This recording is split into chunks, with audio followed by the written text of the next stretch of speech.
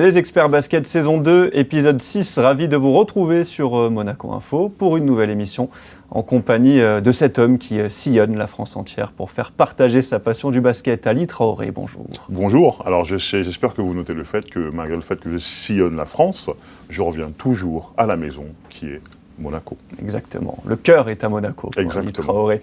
Allez, on attaque tout de suite par le débrief.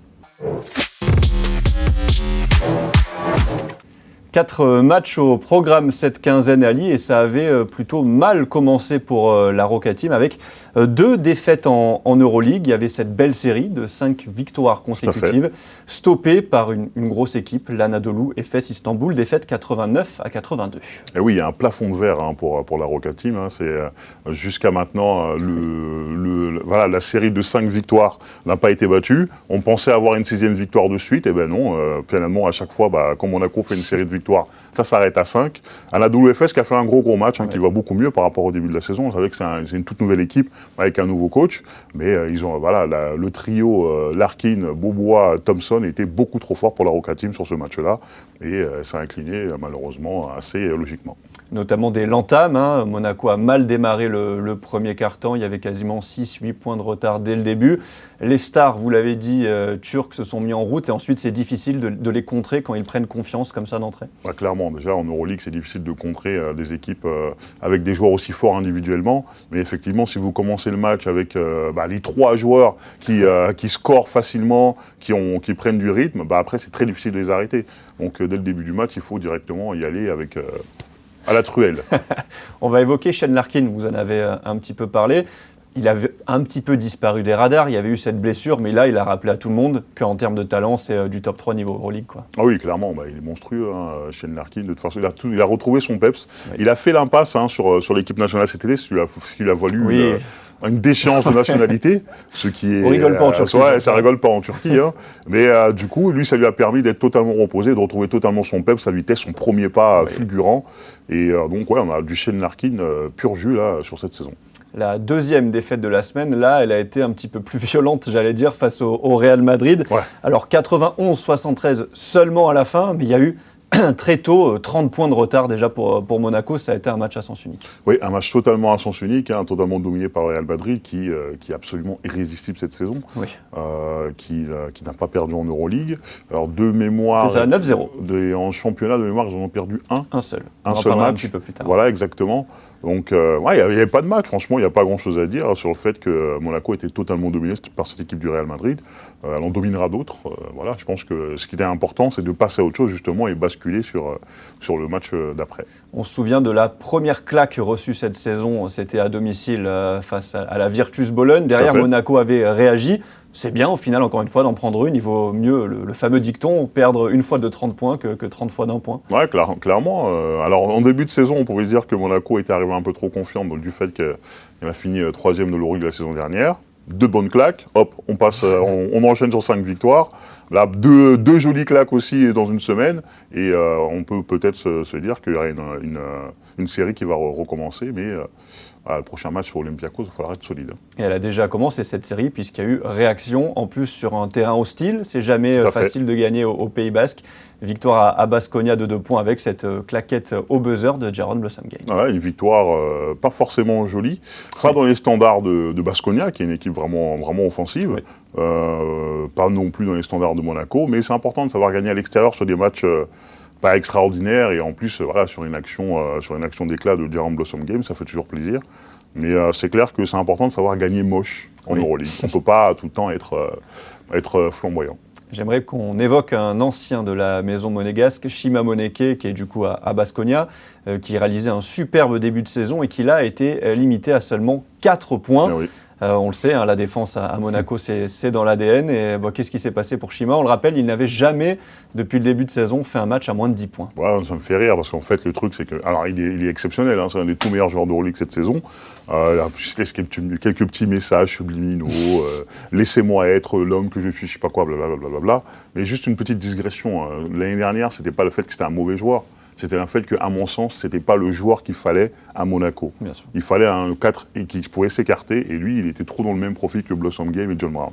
Enfin bref, là, à Baskonia, il a ce qu'il faut, mais le truc, c'est qu'il a trop parlé. Forcément, les mecs de Monaco, ils entendent quoi? Un mec comme John Brown, qui s'en est occupé personnellement, il se dit, ok, toi tu fais du son, mais tu vas pas t'amuser avec nous ce soir-là. Je vais te couper le son. Donc du coup, il a clairement coupé le son, donc ce qui est normal.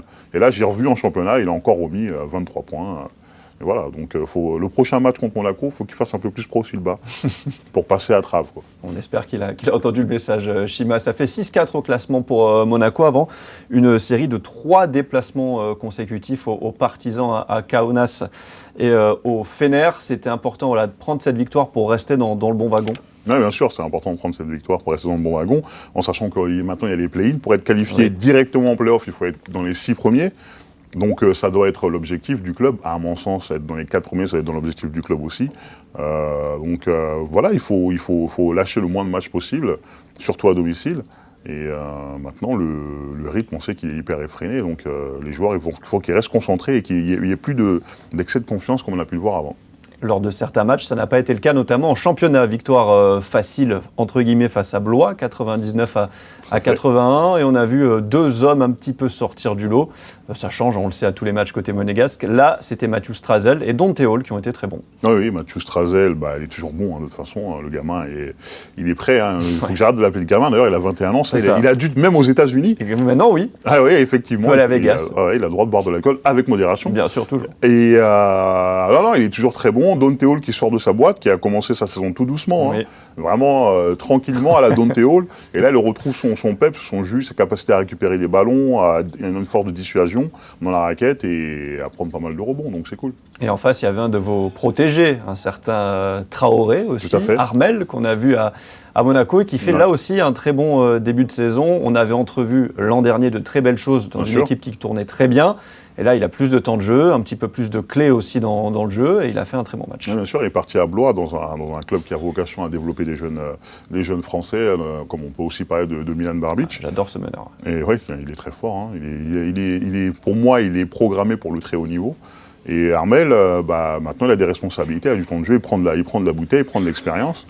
Et petit à petit, il met son physique extraordinaire au service de son jeu. Voilà, donc pour la quinzaine monégasque, on va passer à cette séquence que vous attendez avec impatience, le point d'Ali.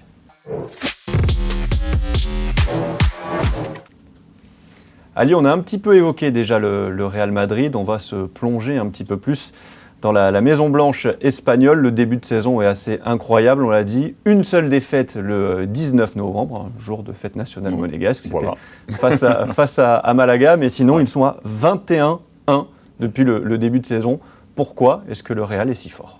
Pourquoi est-ce que le Real est si fort ? Déjà, la première chose, la continuité. C'est toujours la même équipe, toujours. Ce sera important. C'est un groupe qui travaille ensemble depuis plusieurs années, donc ils se connaissent bien. L'entraîneur, j'allais dire Cito Alonso, pas du tout. L'entraîneur qui a Chus Mateo, qui a remplacé Pablo Lasso, qui avait des problèmes de santé. Maintenant, il a totalement rentré dans le rôle. La saison dernière, il était un peu rookie à ce niveau-là. Donc du coup, il est aussi beaucoup plus efficace. Et en plus, le truc, c'est qu'ils ont gardé la même équipe, mais ils ont rajouté un joueur exceptionnel de plus, qui est Facundo Campasso. Le magicien. Le magicien. Donc du coup, vous avez une équipe qui a déjà gagné l'Euroleague la saison dernière, vous rajoutez l'un des tout meilleurs meneurs d'Euroleague, forcément l'équipe est bien meilleure. Et donc, pour moi, ils sont absolument monstrueux et ce sont les favoris. Vous avez dit déjà avant le championnat qu'ils étaient déjà les favoris au titre de champion d'Europe cette année. Vous avez parlé de ce mot équipe. Le roster, il est incroyable. 17 joueurs 17 déjà. Joueurs, Il y a les vieux, les anciens, les Liul, les Rodriguez, les Fernandez, etc. Ajouté aussi aux jeunes, le mix est parfait, on a envie de dire. Le mix est parfait, mais un mix d'expérience et de jeunesse et de fougue. Oui. Donc non, franchement, c'est une équipe absolument parfaite. Hein. Un petit cocorico, il y a des Français aussi dans cette équipe et qui ont en plus des rôles importants.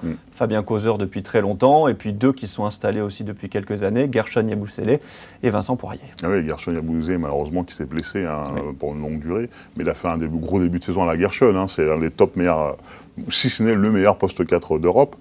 Vincent Poirier qui en l'absence de Walter Tavares en début de saison pour blessure a montré qu'il a eu un été pour se reposer, il n'était pas en équipe de France.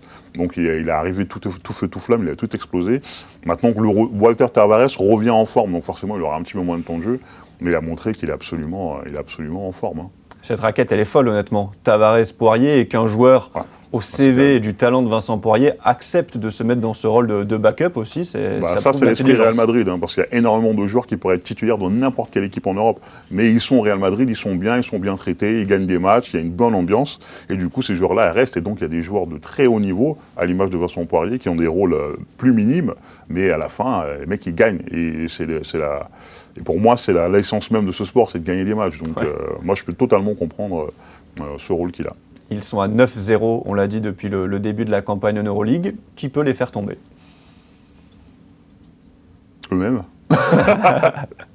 Ça passe par eux, c'est ça la clé? T'as des équipes. Le Barça, ils ont gagné de très peu face à Barcelone. Oui. Forcément, oui, voilà, les grosses équipes, Barça, Monaco, Olympiakos, etc. Mais c'est clair qu'il faudra les prendre dans un mauvais jour. Voilà. Quand ils sont dans un bon jour, c'est absolument injouable. Voilà pour le point d'Ali. On termine, vous le savez, par la question du jour. On va se recentrer sur Monaco, Ali, pour la question du jour. Alors, je l'ai tourné d'une façon un petit peu volontairement provocatrice. On va parler de Kemba Walker, le transfert ronflant de toute l'Europe, forcément, tout le monde en a parlé. Depuis le début de saison, l'ancienne star de New York et de Charlotte tourne à 3,6 points et 1,4 passes en 11 minutes de jeu, avec un vilain 18% à 3 points. Oui, c'est très tôt dans la saison, mais est-ce que pour l'instant, le pari Kemba Walker est un échec? Je trouve difficile. Après, il ne fallait pas non plus espérer des monts et des merveilles. Il n'a pas rêvé ici être MVP. On peut le voir à l'image d'un joueur comme Jabari Parker aussi, qui joue très bien mais qui ne domine pas. C'est un jeu différent, c'est un basket différent. Et lui, ça fait longtemps qu'il n'a pas joué. Il avait des gros problèmes de santé. Cette équipe, c'est l'équipe de Mike James, il faut le dire aussi. Donc forcément, Mike James, c'est lui qui aura le plus de temps de jeu. Il a à peu près 11 minutes de temps de jeu, je crois, Kemba Walker. Il y a Jordan Lloyd aussi qui est là. Eli Okobo aussi qui est là. Donc forcément, c'est difficile pour lui d'exploser individuellement. Après, c'est vrai que son pourcentage à 3 points n'est pas bon. Mais voilà, pour ceux qui connaissent le basket, le tir à 3 points, c'est aussi beaucoup les jambes. Et je pense qu'il a encore besoin de retrouver des jambes. Donc je trouve que c'est un peu tôt, je trouve que c'est un peu sévère. Et voilà, il est dans l'esprit, il est super bonnard, tout le monde est heureux de travailler avec lui. Donc déjà, c'est une très bonne chose. Et moi, je suis sûr qu'à un moment donné dans la saison, il sera primordial pour cette équipe. Vous avez évoqué toute la base arrière, Mike James, Jordan Lloyd, Eli Okobo. Vous avez oublié Matthew Strazel, qui à chaque fois qu'on fait appel à lui, répond présent. Est-ce que malheureusement aussi, en donnant des minutes à Kemba Walker, ce qu'on peut comprendre, ce qui est tout à fait logique, ça retarde un petit peu aussi son éclosion? Alors du coup, c'est ça qui me pose le plus problème. Maintenant, on peut se poser la question de l'utilité de la signature de Kemba Walker dans cet effectif qui a déjà 3 arrière-stars et un arrière-star en devenir, d'après moi. Du coup, ça bride Matthew Strazel, clairement, parce que ça ne lui permet pas d'avoir du temps de jeu en Euroleague. Il en a beaucoup en championnat, et il répond toujours présent. Et du coup, c'est ça la chose un peu frustrante dans la signature de Kemba Walker, c'est que malheureusement, celui qui en fait les frais, pour l'instant, c'est Matthew Strazel, alors qu'il mérite beaucoup plus. Mais cette signature, est-ce qu'on peut dire que ce n'était pas aussi un coup marketing? Il n'y a pas besoin de mettre un coup de projecteur sur Monaco, mais bon, quand on a quelqu'un du niveau et du CV de Kemba Walker qui arrive, forcément, on fait parler du club. Comme Mike James, quand il a signé à Monaco pour la première saison d'Euroleague, c'était un gros coup de projecteur pour Monaco. Donc du coup, mais par contre, c'est une réussite sportive aussi, en plus d'être une réussite Martinique. Martinique. Ouais, j'étais en vacances en Martinique, j'ai beaucoup aimé. Donc du coup, Kemba... Marketing, oui, c'est ce que je voulais dire. Du coup, oui, on peut dire que c'était un coup marketing. Kemba Walker, c'est quand même c'était un 4 fois All-Star, All-NBA, une superstar du basket. Et je pense que quand on vous le propose, on ne peut pas dire non.